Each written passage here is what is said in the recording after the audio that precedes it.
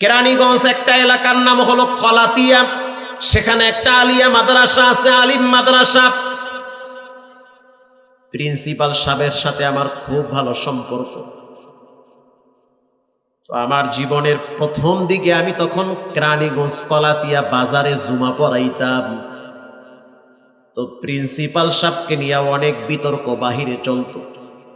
অনেক মানুষ চাইতো হেরে খেদায় দিবে। রাত্রিবেলা পরিকল্পনা করতো কালকে এসে হেরে উড়ে এলাম। কিন্তু প্রিন্সিপাল সাহেব সকালবেলা যখন তার চেহারে বসতো, যারাই তার দুশ্মনী করত তারা সামনে আইসা সালাম দেয়। আমি আশ্চর্য হয়ে যেতাম। সবাই দেখি তার দুশ্মন, তিনি যখন তার জায়গায় বসে এখন দেখি সবাই তার বন্ধু। এটা কোথা থেকে কেমনে ঘুরে, কোথা থেকে এই মেডিসিন চলে আমার মাথায় কাজ করে না। মুসলমান আল্লাহর গোলাম যারা তার শত্রু, তাদের ভিতরে একজনে আমাকে বলল, ভাই, তিনিও আলেম, ও মাহমুদ ভাই শুনে নেন, প্রিন্সিপাল সব যাই করুক না কেন ঘরে তার পাওয়ার হাউস আছে। আমি বললাম পাওয়ার হাউস মানে? ঘরে তার বুড়ি মা আছে। বাহিরে যত কিছু হোক না কেন ওই বুড়িটায় গোপনে আল্লাহর সাথে একটা তার কালেকশন লাগায় দেয়। ওই লাগার কারণে যত ঝামেলা আসে সব আল্লাহ বঙ্গোপসাগরে ভাসায় দেয়। সুবহানাল্লাহ জোরে বলেন। সব ভাসায় দেয় আল্লাহ, মাটি কইরা দেয়। যেই দিন প্রিন্সিপাল সাহেবের মা মারা গেছে সেই দিন তার চোখের পানি আমি দেখছি। আমি নিজেও গেছি হসপিটালে। যাওয়ার পরে দেখলাম তার মায়ের লাশ নামাইতেছে খুলনা বাগেরহাটে নিয়ে। প্রিন্সিপালকে দেখলাম চোখের পানি দিয়া দাড়ি ভিজাইতেছে, জামা ভিজাইতেছে, চোখের পানি বায়া বায়া পড়ে। আলেম মানুষ চিল্লায় কাঁদতে পারে না। আমি বললাম, প্রিন্সিপাল সাহেব কাইদেন না, আপনার মা আপনার কাছে যেই পরিমাণ ভালো থাকতো আপনার চেয়ে রবের কাছে আরো বেশি ভালো থাকবে, কাইদেন না আপনি। সে আমার হাতটা ধইরা চোখের পানি ছেড়ে দিয়ে বলতে আছে, ও ভাই, আমার নিয়ামত, আমার রহমত, আমার জান্নাত, আমার সব আজকে ঘর থেকে চলে গেল। আমার একটা পুঁজি, সেটা হলো আমার মায়ের পুঁজি। আমরা তিনটা ভাই, এক ভাই ডাক্তার, আর এক ভাই আলেম, আর এক ভাই র্যাবের অফিসার। আমার মা বেশিরভাগ আমার কাছে থাকত। আমি আলেম মানুষ, সারাদিন অফিসে ডিউটি করার পর সন্ধ্যার টাইমে ঘরে গিয়া নিজের হাতে আমি আমার মায়ের পা পরিষ্কার করে দিতাম পানি দিয়া। নিজের হাতে পানি দিয়া পা পরিষ্কার করতাম, পানি দিয়া পায়ের ময়লাগুলা পরিষ্কার করে দিতাম। বৃহস্পতিবার সকালবেলা আমি আমার মায়ের হাতের নখ নিজে কাইটা দিতাম। আর আমি মাঝে মাঝে বলতাম, আপনি হাত দিয়ে একটু আমার মাথাটা ডলা দিয়ে দেন। তা আমার মা তখন বলতো, ও আল্লাহর বান্দা, টেনশনের কারণ নাই, যার উপরে মা খুশি আছে তার উপরে রবও খুশি আছে, রব খুশি আছে, যাও। এরপরে হঠাৎ 3 দিন পরে ভাই স্ট্রোক করেছে, র্যাবের অফিসার। খবর নিয়ে দেখেন, এটি ভিডিও হয়, রেকর্ড হয়, আর দুনিয়ায় যাবে। হাইজলামি না। হঠাৎ অসুস্থ হয়ে গেছে। প্রিন্সিপাল সাহেব আমাদের সাথে গল্প করতে আছে যে অসুস্থ হওয়ার পিছনে সবচেয়ে বড় কারণ হলো আমার মা ওর কাছে থাকতে পারে নাই। কারণ গোপনে বিবাহ করার পরে মেয়েটা ছিল একটু আলতা মডার্ন টাইপের, তার স্ত্রী ছিল একটু আধুনিক টাইপের। এগুলা আমার মা পছন্দ করত না। একা একা মার্কেটে চলে যেত, আমার ভাইরে পাত্তা দিত না। যখন যা মনে চায় তাই করত। আমার মা একজন নেককার পরিষ্কার নামাজিওয়ালা মহিলা। বারবার বুঝাইতো, সন্তান, এই বউ নিয়ে তোমার জীবন চলবে না। কারণ যেই বউ রব মানে না, নবী মানে না, ইসলাম মানে না, সে তোমারেও মানবে না। কথা কন না কা? যে আল্লাহরে মানে না সে তোমারে মানে কেমনে? মানেই তো না তোমারে। অতএব এটা দিয়ে কিন্তু জীবন চলবে না। তো আমার মা বারবার বলার পরেও আমার ভাই তেমন গুরুত্ব দিত না। একদিন ঘটনাক্রমে আমার মা রাগ করে আমার ভাইয়ের বাসা থেকে চলে আসছে। তখন আমার মা বলেছিল, সন্তান, বউয়ের জন্য এত পাগল হয়ে গেলি, থাক, তোর বউর নিয়ে আমি গেলাম না। তোর উপরে কোনো রাগও নাই, অভিমানও নাই। আমি আমার মাওলানা সন্তানের কাছে বাকি জীবন থাকতে চাই। হুজুর আলহামদুলিল্লাহ, আমার স্ত্রী এমন নেককার, আমার মায়ের খুব খেদমত করত, ভালোবাসত। আমি আমার মাকে বারবার বলছি যে তোমার মেয়ে তোমার কাছে যেমন খুব প্রিয়, আমার স্ত্রীও তোমার কাছে যেন মেয়ের মতো থাকে। আমার মায়ের কাছে আমার স্ত্রী এতটাই প্রিয় যে বারবার আমার স্ত্রীর জন্য আমার মা দোয়া করেছে।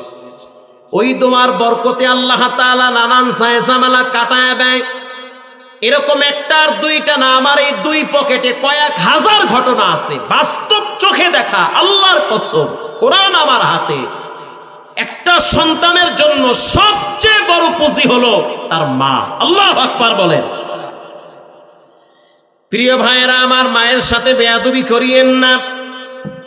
আল্লাহ রাব্বুল আলামিন কোরআনের ভিন্ন এক আয়াতে বলেন, وَقَضَى رَبُّكَ أَلَّا تَعْبُدُوا إِلَّا إِيَّاهُ وَبِالْوَالِدَيْنِ إِحْسَانًا। আল্লাহর ইবাদতের পরই খেদমত হবে মা আর বাবার।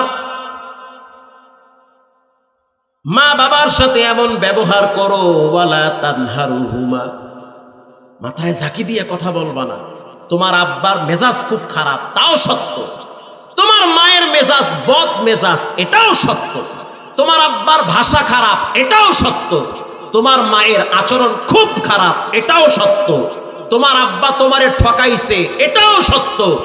তোমার মা যদি পতিতালয়ের বেশ্যা হয়, তোমার আব্বা যদি সবচেয়ে চরিত্রহীন লম্পট হয়, তারপরও আল্লাহ এবং নবীর পরে তোমার মা বাবা তোমার কাছে সবচেয়ে প্রিয়। কথা ঠিক না ব্যাঠি?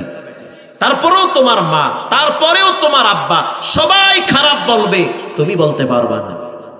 তোমাকে আল্লাহ বলার সেই অধিকার দেয় নাই। যদি বলো তো চিপায় পড়বা। বাচ্চা তোমারও বড় হইতেছে। এবার একটু গোড়ায় আসেন। কষ্ট হয় আপনাদের?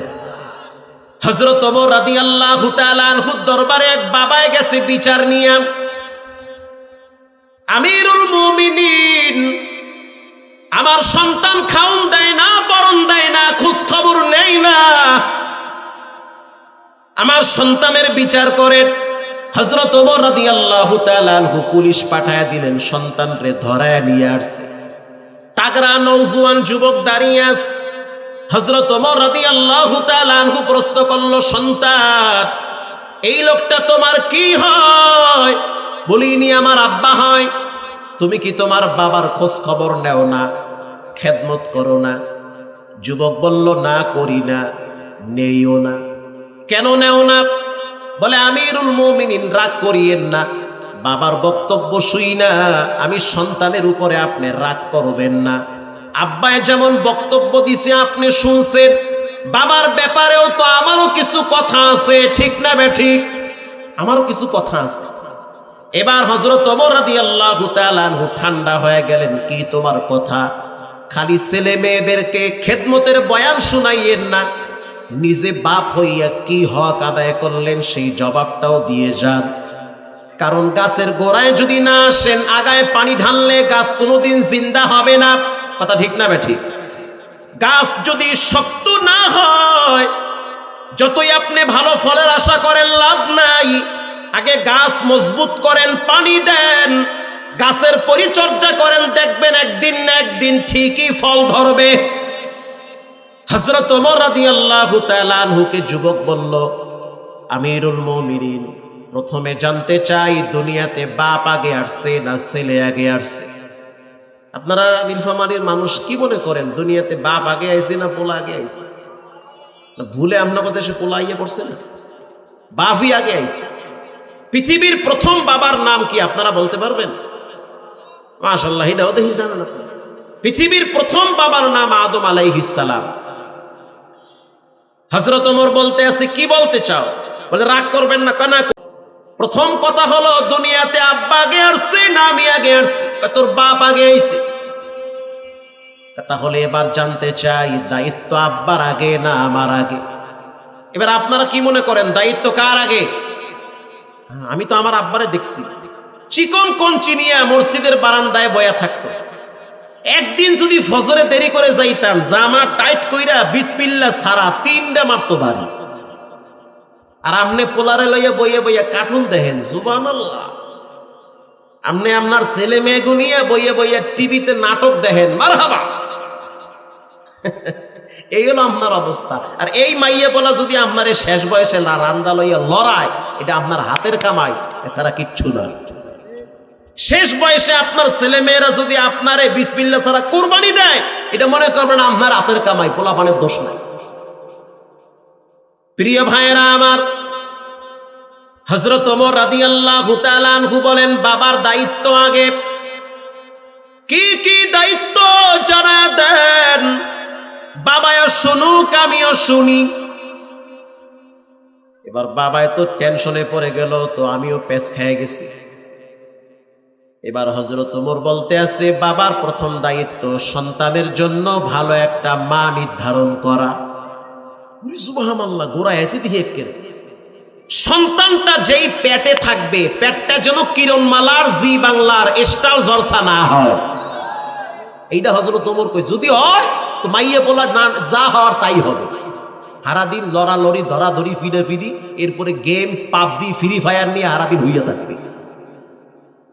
হ্যাঁ, তবে আলহামদুলিল্লাহ অনেক ভালো ফ্যামিলি আছে যারা ছেলে মেয়েরা পরিবেশের কারণে নষ্ট হয়ে যায়, কিন্তু আব্বা আম্মা নেককার আছে না নাই, সঙ্গের কারণে নষ্ট হয়ে যায়। হযরত ওমর যখন বলল বাবার প্রথম দায়িত্ব 1 নম্বরে ভালো একটা মা নির্ধারণ করা। এবার যুবক বলতে আছে, আব্বারে জিগান আমার মায়েরে কোন জায়গায় দানছে। হযরত ওমর বলতে আছে, এই মুরব্বি, এই সত্য করে বলো, এই যুবকের মাকে কোথা থেকে আনছো? ওমরের সামনে কি আর মিছা কথা কওয়ার সুযোগ আছে? আরো জোরে বলেন। আমি এক রাখালের বউরে বাগাইয়া আনছি। সুবহানাল্লাহ না নাউজুবিল্লাহ।